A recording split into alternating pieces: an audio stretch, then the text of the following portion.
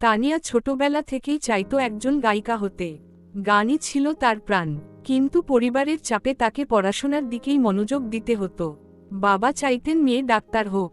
তানিয়া সবসময় বাবার ইচ্ছাকে সম্মান করত, কিন্তু নিজের ইচ্ছাকে লুকিয়ে রাখত।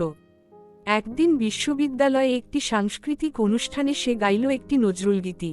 পুরো অডিটোরিয়ামে নীরবতা নেমে আসে, সবাই মুগ্ধ। অনুষ্ঠানে উপস্থিত ছিলেন একজন নামী মিউজিক প্রডিউসার। তিনি তানিয়ার কণ্ঠ শুনে অভিভূত হন এবং একটি অ্যালবামে গান গাওয়ার প্রস্তাব দেন। তানিয়া প্রথমে দ্বিধায় পড়ে, কিন্তু মা তাকে সাহস দেয়, যা মন চায় তাই করো, এটা তোমার জীবন। বাবাও পরে রাজি হন, মেয়ের প্রতিভা দেখে। অবশেষে তানিয়ার প্রথম গান ইউটিউবে প্রকাশিত হয় এবং রাতারাতি ভাইরাল হয়ে যায়। আজ সে একজন জনপ্রিয় গায়িকা, নিজের স্বপ্ন পূরণ করেছে পরিবারকে পাশে নিয়ে। শিক্ষা: নিজের ইচ্ছার প্রতি বিশ্বাস থাকলে একদিন না একদিন সেই ইচ্ছে পূরণ হবেই। এমন আরও ভিডিও পেতে সাবস্ক্রাইব করে পাশে থাকবেন।